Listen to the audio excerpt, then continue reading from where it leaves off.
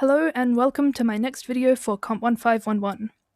In this video, I'm going to talk a bit about functions in memory, and in particular about passing variables into functions. So for a start, I've written some fairly straightforward code for us to work with. It's got a few functions, some variables, an array, and we're going to be looking at how this code actually works in terms of what's going on in memory.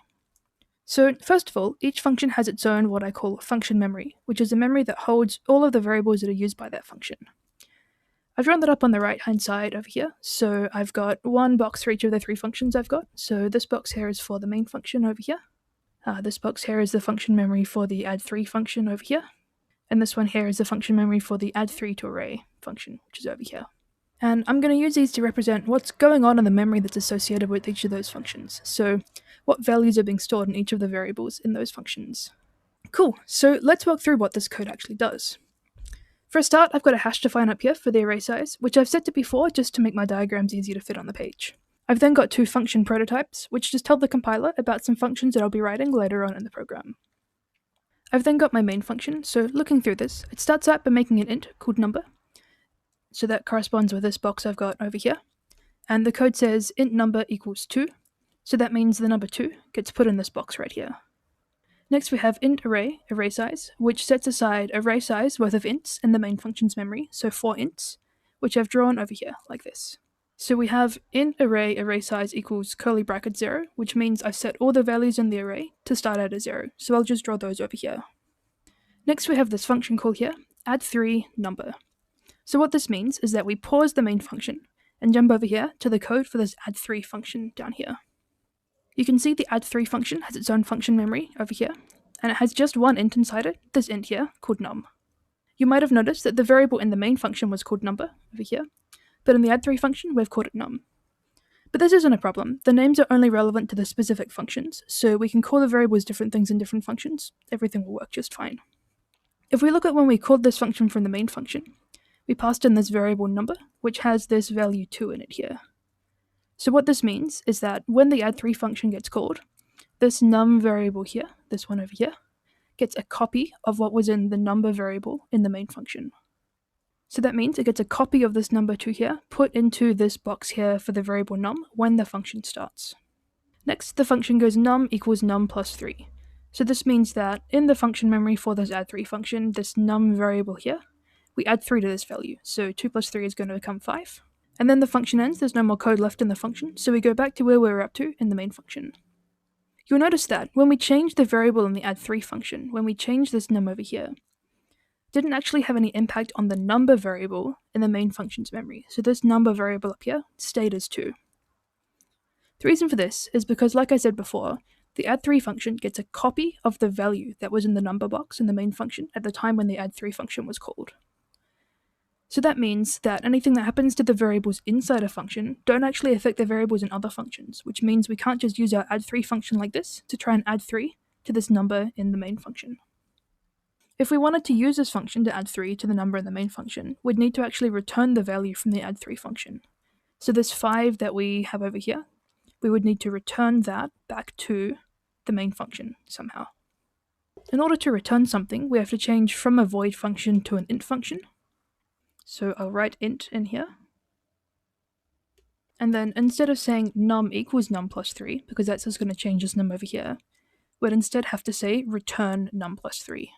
So return num plus 3. Then in the main function, we'd need to call it like this. Instead of just saying add3 number, we'd need to capture that return value somehow. Because we want to be updating this number variable over here, we'd have to say something like number equals add3 number. So number equals add3 number, like I've got here. So what this would do, when we called the function, again, we have this add3 number here, so it pauses in the main function, jumps over to this add3 function here. It then calculates num plus 3, so this 2 we had over here plus 3 gives us 5.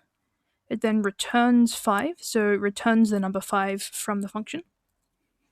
And then that 5, the result of this one here, will get stored in this variable here, number equals add3 number. So this code here would mean that the number 5 gets stored in this part of memory here. So just to repeat that again, if we want to change something in the main function using another function, we have to return something from that function. Just calling the function by itself and passing in the variable isn't enough to change a variable in the main function. We've got to actually return something from that other function to be able to update something in the main function. But there's an exception to this. If we look at the second function that I've got here, add 3 to array, again, when we call this function in the main function over here, it gets a copy of the argument that was passed into it.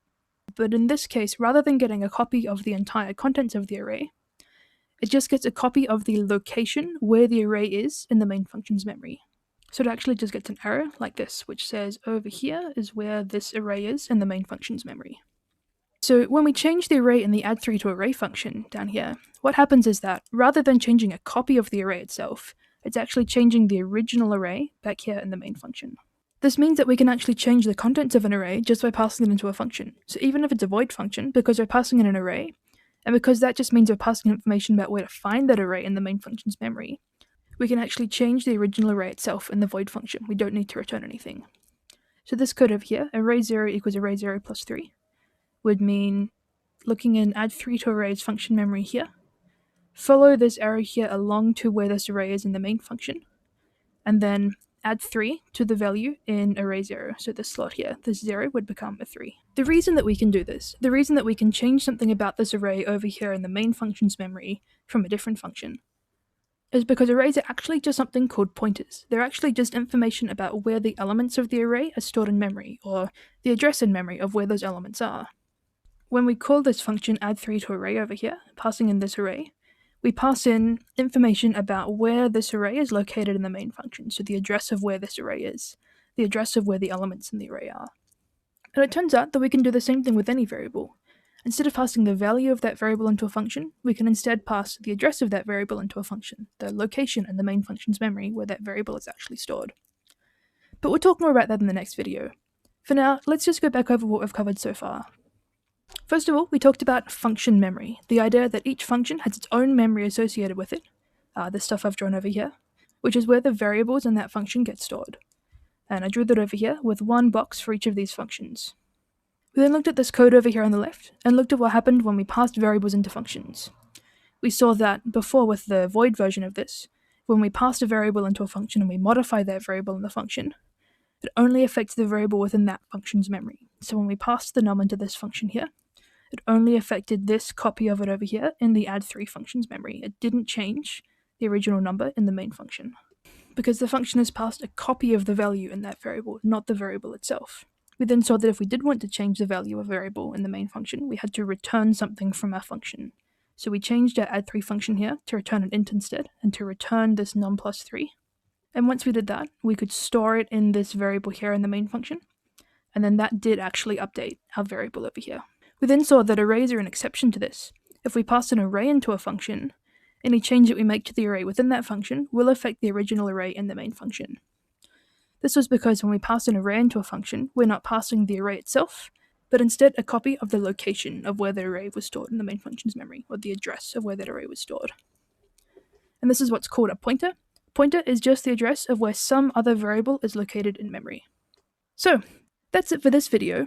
Make sure you also watch the next video where we go into more detail about pointers. But for now, hopefully that's all made sense. If you have any questions, you can ask them on the course forum, and otherwise, I'll see you in my next video.